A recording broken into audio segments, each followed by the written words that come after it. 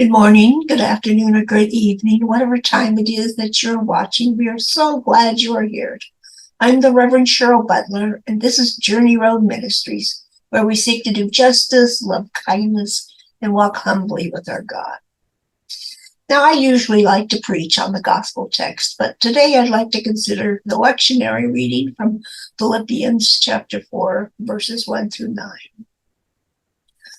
Therefore, my brothers and sisters, whom I love and long for, my joy and crown, stand firm in the Lord in this way, my beloved.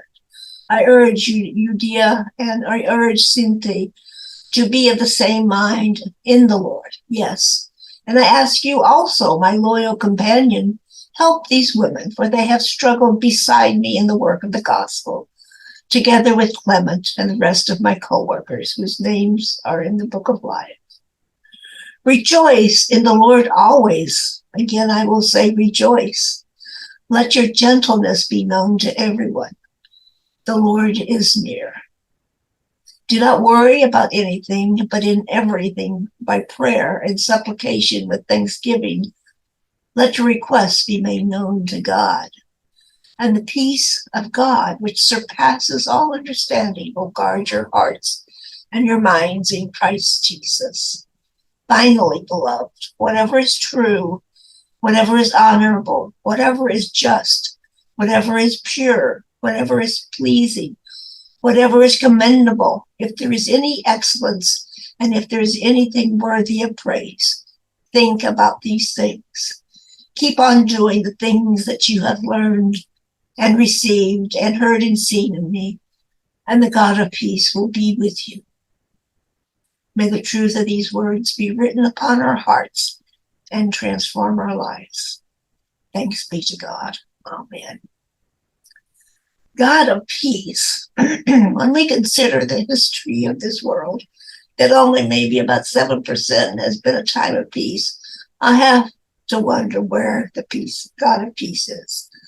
And especially at this time, with all the violence still in our world, and hearing of the atrocities happening in Israel, just creates a great heaviness in my heart when I think about these things. That what I share with you today about this. Now, make no mistake, there is no excuse for the violence Hamas has been doing, and they need to be held accountable for their actions. However, this violence has not happened in a vacuum. And I think we do need to understand a bigger picture here. I had the opportunity to visit Israel with a group of seminarians in 2007. It was led by the Catholic theologian Rosemary Radford Ruther, who was an expert on the Israeli-Palestinian conflict and has written a couple of books on the subject. Now, I confess I was pretty ignorant concerning the history and politics of Israel before this experience. We met with many different groups of Jewish and Palestinian and spent a night in a Palestinian refugee camp. We met with a rabbi at the Hebrew University and also a government official. And we met with an Israeli peace group that opposed the occupation. So here's a picture of me protesting with the Women in Black in Jerusalem. Women in Black is an anti-war movement began by Israeli women in 1988 in response to what they saw as a serious human rights violations by Israeli soldiers in the occupied territories, and has spread to become a global movement. While we were there, we also visited the Holocaust Museum, which was a chilling experience to see these pictures and the evidence of such inhumanity to fellow humans, and one wonders where the God of peace was or is. And we invited our tour guide, who was a Palestinian Orthodox Christian, to join us in our tour at the museum. And he had never been in the museum before. And as he was looking at these horrifying exhibits, he just kept saying, "This is happening to us."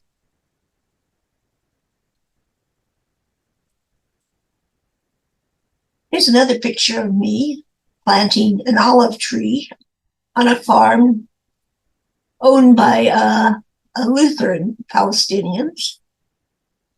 He has groups come and plant trees, so the Israeli government does not take his land. He is more fortunate than many Palestinians, as his family has owned this land for centuries, and he has the documentation to prove it. Many Palestinians do not and cannot prevent the Israelis from taking their land. And I learned that not all Israeli citizens are Jewish. There are also some that are Palestinian.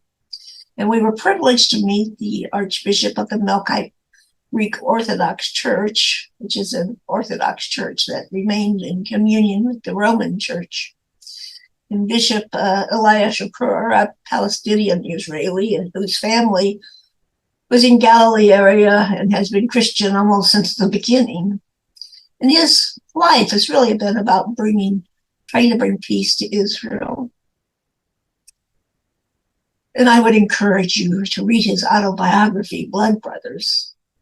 He was a young child when the Jews were given the land after World War II.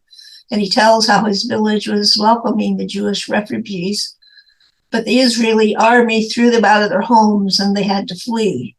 They did go to the carts, and the court ordered the military to give the village back. But as the villagers were returning, the military blew the village up. But I learned that this violence occurring has nothing to do with religious difference, but about power and control of resources. And I also encouraged you to watch a video presentation by Anna Baltzar, a Jewish American woman who, after visiting Israel, discovered that things were not the way she was told. You can scan the QR code for a link to the video.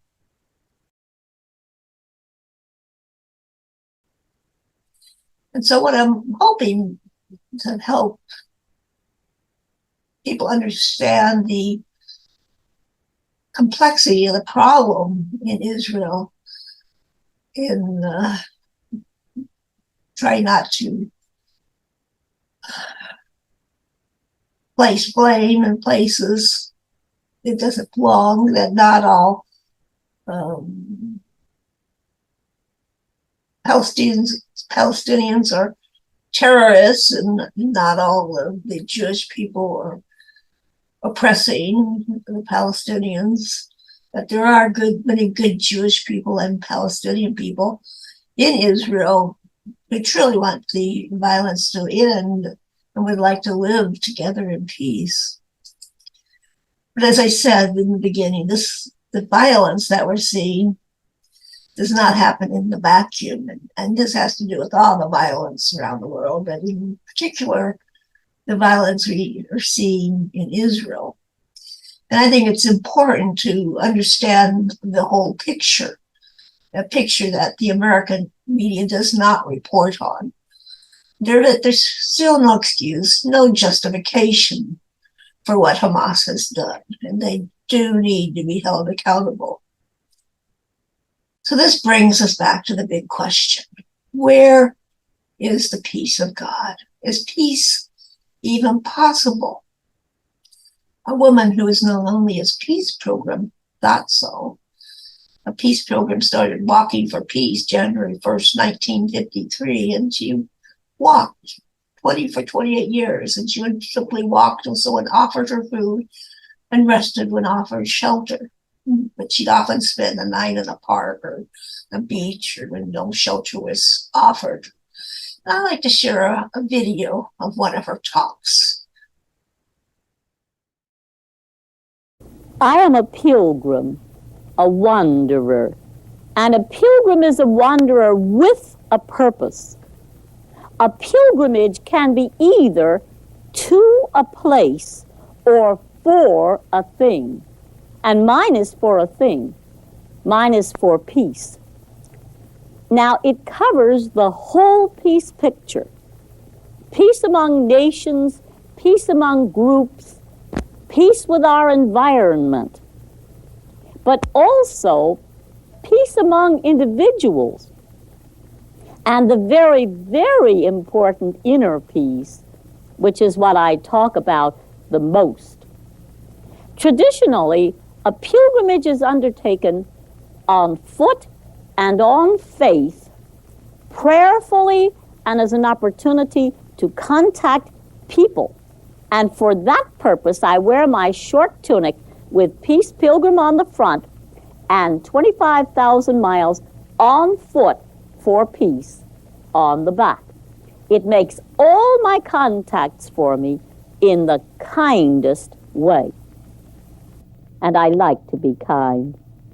In the most effective way, you're in a much better position to talk to people when they approach you than when you approach them. And I notice those who come are worthwhile people. They're either genuinely interested in peace or they have a good, lively curiosity. One more thing, a pilgrim customarily has a message, and this one does. In one sentence, it says, this is the way of peace.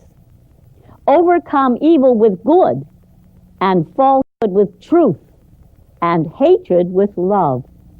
There isn't anything new about that message except the practice of it, but I consider it the lesson for today, and so it becomes the message of my peace pilgrimage. Now, I have had many opportunities to put that peace message into practice in my life. I remember the first year of my pilgrimage, I was tested quite a number of times. But you know, life is a series of tests. If you pass your test, you look back upon it as a good experience. I want to tell you about the only time on my pilgrimage that I was ever hit. And of course, this is once in 26 years, because I've been on pilgrimage since January 1st of 1953. I was trying to help a disturbed teenage boy who had once beaten his mother so that she had to spend a few weeks in a hospital. So everybody was afraid of him. And he wanted to go for a walking trip into the hills, which I thought would do him good. And he was afraid to go alone. He was afraid he might break a leg and be left lying there. So I offered to go with him. And we got up onto the first hilltop, and that was the first time really that I had seen him off the beam, so to speak. A thunder shower came along, which was very close, and he was very terrified. And off the beam he went, and he came for me, and he was hitting at me as he came toward me. I didn't run away, which I guess I could have done. He had a heavy pack on his back. I just felt the deepest compassion for him. How awful to be so psychologically sick. And therefore I was able to face his hatred with love even while he hit me. And as a result, it reached the good in him. He said, "You didn't hit back." Mother always hits back. And then he experienced remorse, complete self-condemnation. And to make a long story short, what are a few bruises on my body in comparison with the transformation of a human life? He never was violent again. Now let me tell you about a more difficult test than that.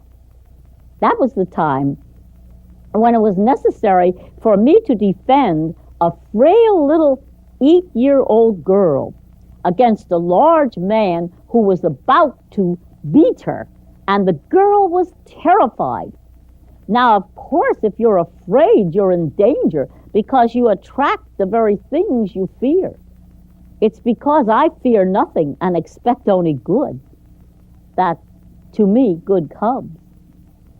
I knew her danger because of her fear, and therefore I put my body across the corner between the man and the girl, and I just stood and looked at that poor, psychologically sick man with loving compassion. He came close, but he stopped dead in his tracks, looked at me for quite a while, and then turned around, walked away, and the girl was safe. Now suppose I had forgotten the law of love and attempted to use the jungle law of tooth and claw. I would undoubtedly be dead today, and so would the little girl. We should never underestimate the power of the way of love, which reaches that spark of good in the other fellow, always there, no matter how deeply buried, and disarms him. Now, my preparation for this pilgrimage was not in walking or speaking. It was inner preparation. I had a 15-year preparation period. It was 41 years ago, 15 years before the pilgrimage began, when I came out of my empty life of money and things and started to live to give instead of to get. And oh, what a difference my life just blossomed out. I attained the great blessing of good health. I knew my life work would be work for peace. And long after I had done the physical, mental, and emotional growing up, I began the psychological or spiritual growing up, which takes you from the self-centered life into the life that sees you in proper perspective as a part of the whole and works for the good of the whole. You just see that all human beings are of equal importance. They all have a job to do in the total scheme of things, and they all have equal potential, but we're in such varied stages of growth because we have free will. We choose as to whether we will finish the mental and emotional growing up. And we choose as to whether we will even start the spiritual or psychological growing up. And so many choose not to, because the beginning of it is that feeling of complete willingness without any reservations to leave that self-centered life. Now, it was doing that growing up and finding inner peace that prepared me for the pilgrimage that I walk today. My hair had turned to silver when I started out. My friends thought I had taken leave of my senses. But what I walk on is not the energy of youth. It was gone when I started. This is what I'm doing with my retirement years. I walk on that endless energy which comes with having done the spiritual or psychological growing up, with having found inner peace. The first question has to do with so-called adverse experiences that come to you. Now, I believe that every experience that comes to me has a purpose in my life. It might inspire me, it might educate me, it might give me a chance to be of service. I had a prison experience once. I was being investigated to discover if I was a vagrant or a religious pilgrim. And they booked me at the city desk for vagrancy. That doesn't mean I was convicted. I was just suspected of being a vagrant. And then I went through the regular routine, the fingerprinting. And I remember I just spoke to the man who was fingerprinting me because I had never been fingerprinted before or since. And I remember he just responded so well to being treated like a human being.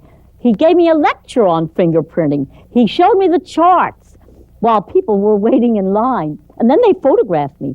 I remember they hung a number around my neck, and they photographed me from the front and from the side.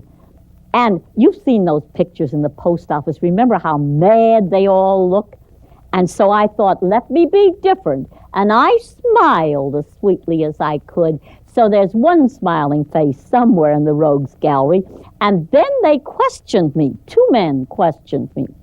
And I remember they asked me if I would answer questions. I said, well, certainly I will answer your questions, not because you are law enforcement authorities, but because you are fellow human beings. I answer the questions of all my fellow human beings. And I said, you know, whatever you are in your official capacity, you're also, first and foremost, a human being. And if we were to talk together, human being to human being, we would really get much farther, much faster. And we ended up that way, talking person to person about the purposes of the pilgrimage.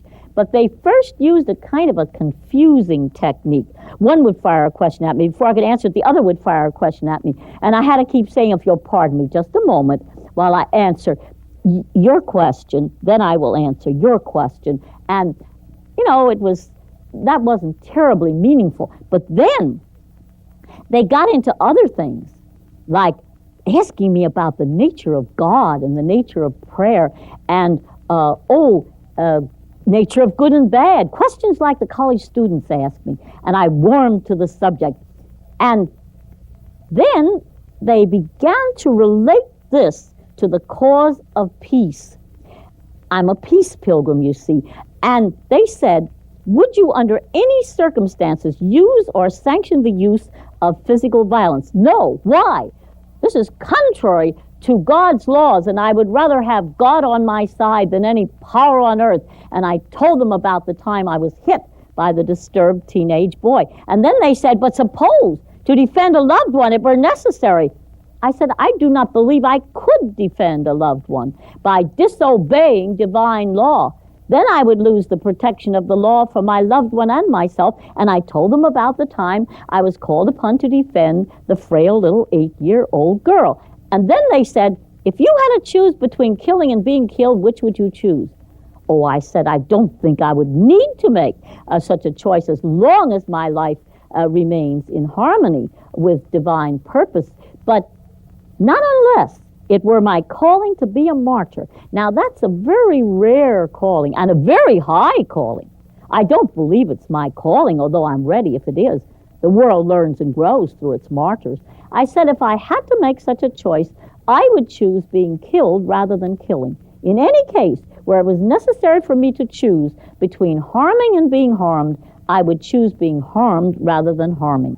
And they said, could you give a logical explanation for such an attitude? Yes, I said, in my frame of reference I could. In my frame of reference, I'm not the body. I'm only wearing the body. I'm that which activates the body. That's the reality. Now, if I am killed, it destroys merely the body, which is transient anyway. But if I kill, it injures the reality, which can only be injured by my own wrong acts. They put me down as having a religious basis for my peace witness. But suppose I had said, well, after all, you've heard of self-defense. Even the law recognizes self-defense. This might have been considered legal, but not religious. And then they put me in with the girls. Great big inner rooms surrounded by cell blocks into which they locked the women 4 to a cell block each night. And as I walked in, I said, you have dedicated your life to service. Behold your wonderful new field of service. And they said to me, you're a funny one. You're the first one ever came in smiling. Most of them come in crying or cursing. And I said, girls, we have a day off. Now, suppose you had a day off at home. Wouldn't you do something worthwhile with that day? And they said, yeah, let's. Well, we do. So we sang some songs. I showed them a simple little energizing exercise. I talked to them about bringing their lives into harmony. I said, look, you live in a community here. You could take the steps toward inner peace in your community right here. And they were interested. They asked questions. It was a beautiful, beautiful time with them. And then that afternoon, they changed matrons, and the girls said, that's a horrible person that's coming on here. Don't even speak to her. But I know there's good in everybody. That woman was actually, she was a widow, and she was supporting her children with that job. Now, she didn't always feel well at times, but she felt she had to work, and that's why she was a bit cross at times. And that night I said to her, I know you have a full house here, but never mind, I'm quite used to such things. I can sleep on this wooden bench. She had them bring in a cot with clean bedclothes. I had a warm shower with a clean towel, all the comforts of home. And the next morning, they took me down into court. It was one of these perfectly beautiful days. And I wasn't handcuffed. The young man walking beside me, young policeman, wasn't even holding on to me, and he had a great big gun at his side. And I said to him, if I were to run away, would you shoot me? No, he said, I never shoot anything I can catch. I thought that was so cute. And then he got me into the anteroom of the courthouse. And there was one of the big fellows that had questioned me the day before. And I was feeling real good and looking forward to another day with the girls. And I said to him very brightly, good morning. And he looked at me in some surprise. He said, well, you don't seem to be any the worse for your day in prison. I said, oh, you can imprison the body, but not the spirit. And you know, that's true. And then, of course, when I went before the judge, they said that they had discovered I had a religious basis for my peace witness, and the case was dismissed, and they took me right back to the highway where they had picked me up. Now, another question was as to the nature of God. When I was 16 and a senior in high school, I first made my search for God, couldn't get my answer from the outside, pondered upon it, slept over it, and did get my answer from the inside through the still small voice within. And my original answer told me what to look for. It said, we human beings lump together everything in the universe which is beyond the capacity of all of us collectively. And to all those things together, some of us give the name God. And then I was off on an intellectual search. And I looked at a tree and I said, there's one. All of us working together couldn't create that one tree. And even though it might look like a tree, it wouldn't grow. There's a creative force beyond us. I looked at my beloved stars at night. I said, there's another. A sustaining power is keeping planets in their orbits. And I watched all the changes taking place in the universe. I said, there's another. Something is motivating toward constant change in the universe. I also realized that there is an overall intelligence which governs the universe by physical laws applying to material things and spiritual laws applying to human conduct. I touched God many times as truth, all that intellectually, and emotionally I touched God as love and goodness and kindness and beauty. I felt God through the beauty of a sunrise or a sunset. And then reaching out through an awakened divine nature, I was able to perceive God as the ever-present, all-pervading essence or spirit, which binds everything in the universe together and gives life to everything in the universe. That brought God close. I am within God, and God is within me. I could not be where God is not. It removes all fear and all loneliness from your life. Your life is different. And then the other question had to do with the nature of death. And I said, death is a beautiful liberation to a freer living. And let me tell you my own experience in facing death. I was walking in a very isolated section of the country. I knew there was no human habitation within many, many miles. And that afternoon there came one of these quick snowstorms. It was out of season, and the snow was just dumped down like a cloudburst of rain. All of a sudden, I was walking in deep snow, and I noticed no more cars were running on the road.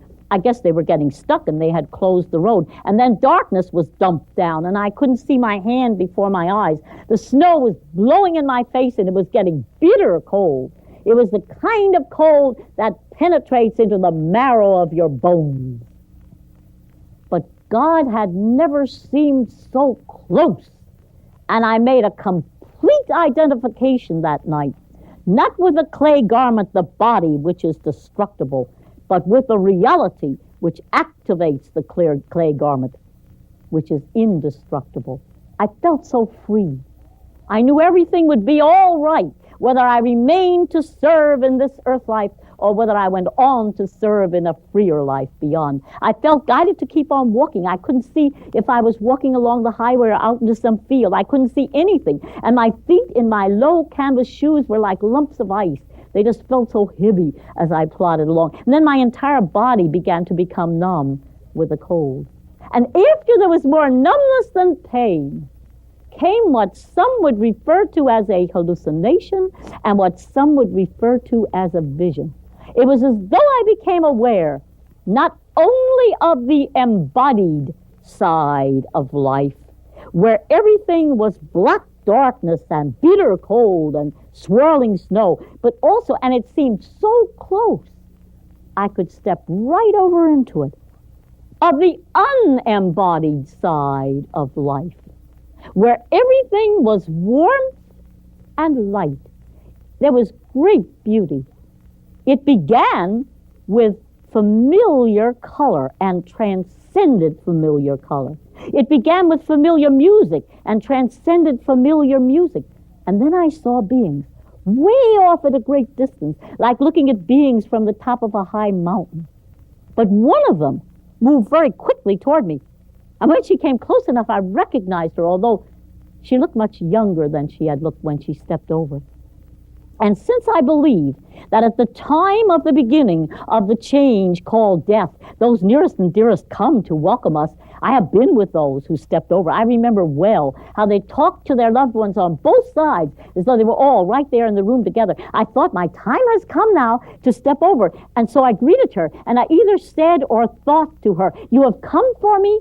But she shook her head. She motioned for me to go back. And just at that point, I ran into the railing of a bridge, and the vision was gone. And then, because I felt guided to do so, I groped my way down that snowy embankment, got myself under that bridge, and under that bridge I found this large cardboard packing box with wrapping paper in it. And very slowly and clumsily, in my numb condition, I managed to pull that wrapping paper around me. And there, under the bridge, during the snowstorm, I slept.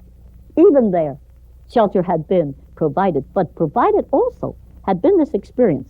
Had you looked at me in the midst of it, you might have said, what a terrible experience that poor woman is going through. Looking back upon it, I can only say, what a wonderful experience, in which I faced death, feeling not fear, but the constant awareness of the presence of God, which is what you take right over with you. And of course, I believe that I have had the great privilege of experiencing the beginning of the change called death, so that now I can rejoice with my loved ones as they make the glorious transition to a freer living.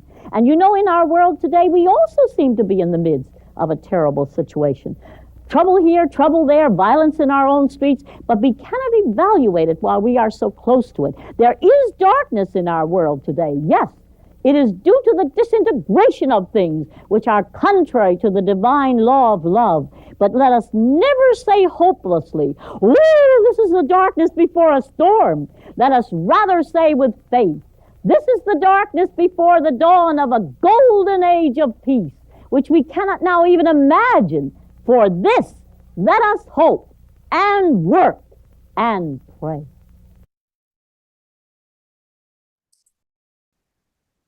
So what can we do about all the war and violence and seeming evil in the world? We certainly want to continue to pray for the victims of violence, but also pray for the souls that are so badly damaged that they become hate-filled and strike out with terrible violence towards others. We can contribute money to help the victims. We can get involved in the political systems to change policies that create harmful environments. But I think the most important work we have to do is our own internal work to find the peace of God within us. We need to do the hard work of discovering that inner peace and bringing it out in the world. Make no mistake, it does take effort and intention on our part. But when we make this first step towards God, God will draw near to us. And as more of us find the peace of God that surpasses understanding, and we help others to find that peace, The violence will end, and we will have peace. May it be so. Amen.